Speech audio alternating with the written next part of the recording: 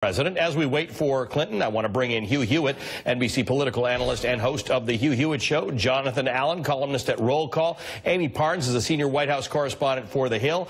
Both are co-authors of Shattered, Inside Hillary Clinton's Doomed Campaign. And last but not least, Roland Martin, host and managing editor at News One Now. Thank you to all of you for being with us. Hugh, let me start with you. There's clearly always energy around listening to Hillary Clinton speak. What is Hillary Clinton's role now? I think elder statesman of a party desperately in need of direction. I think everyone who's looking at 2020 will listen to her very closely, hope for her favored glances, hope for kind words from her. She's in California today. I wouldn't be surprised if Senator Harris is out there with her because she's one of, I think, the front runners for 2020. But I think senior statesmen in a Democratic Party that needs senior statesmen. What do you think, Roland?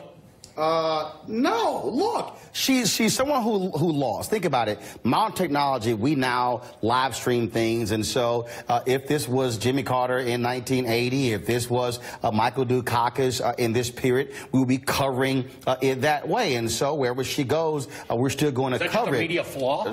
No, it's just, we got to cover? It's just a matter that she speaks, we have access to it, and we cover it. But here's the piece. The Democrats right now are not in need of some kind of statesman. You allow leadership to organically rise. And that's the problem people are having. They keep saying, oh, Democrats need somebody right now. No, you don't. You allow the energy to build. Leadership naturally rises to the top. Don't manufacture it. And that's the problem most people have in D.C. Allow it to happen, and it is happening. But, Amie, you did imply, as some people have, that we're looking to 2020.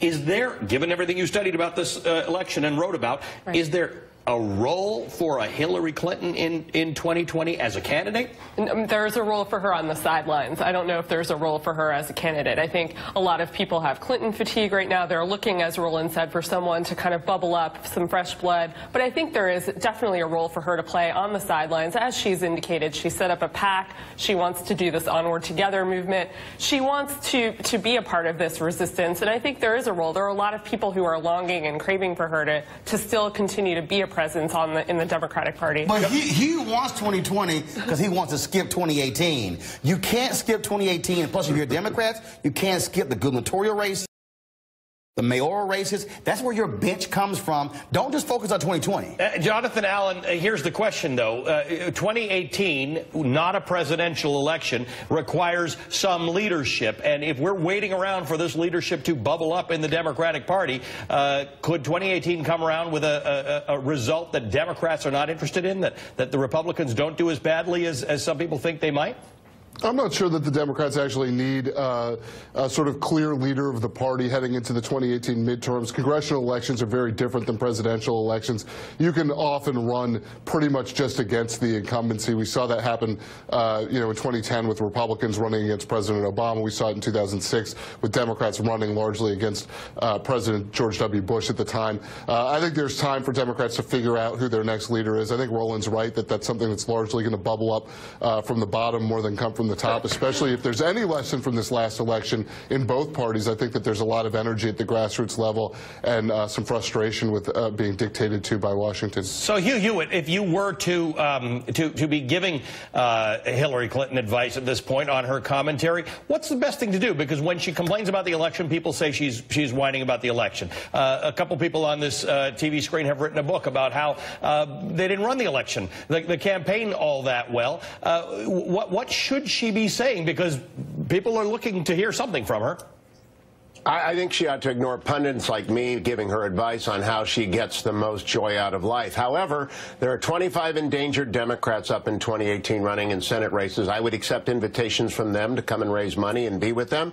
And then when there is a focused issue like the President Trump imminent decision to withdraw from the Paris Accord, Democrats do need a senior statesperson, someone like Secretary Clinton, someone like President Clinton, someone like former Vice President Gore to step up and make an argument. These apoplectic and apoplectic proclamations of doom don't do it, but to persuade people, someone like Secretary Clinton can step up and make an argument about why you want to stay in the Paris Agreement. I won't agree with her, but perhaps some people in the middle will. But Ali, did Hugh miss the big march they had over the issue of climate and the environment? I don't don't think they needed Hillary Clinton or anybody else telling them they need to march. This is where grassroots organizing is. A party is rebuilt from its grassroots movements. Democrats are obviously, you have Tom Perez now as the DNC chair, and he needs to rebuild the party a la Howard Dean with 50 states. And so they don't need that right now. Let Hillary Clinton do what Hillary Clinton does. You're right. She can go raise money. She can do those things.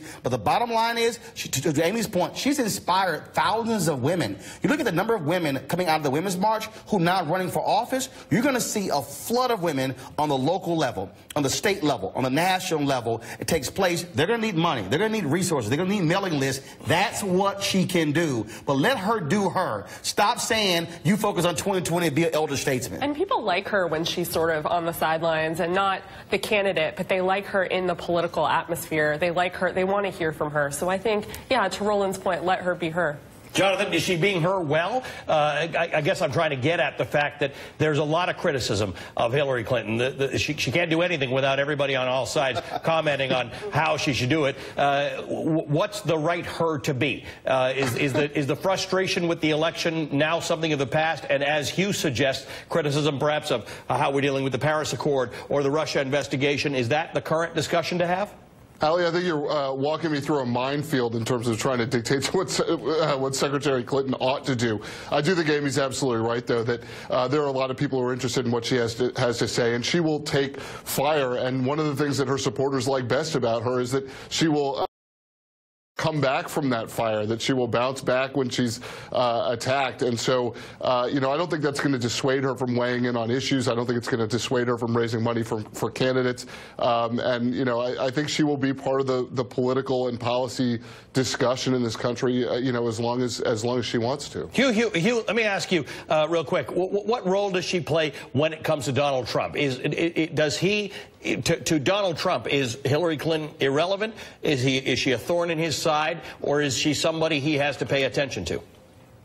Well, I think President Trump is well advised to take a very close measure of everything that Secretary Clinton says about him and his policies, to respond in a measured fashion, something we're not used to, and I wish we would get used to. But I don't think a fight break out here. Roland wants to have a fight, but I'm not going to have I think Secretary Clinton has an honored and esteemed place in American politics, and people got to give her due and listen to her when she speaks. All right, well, if you two are not going to fight,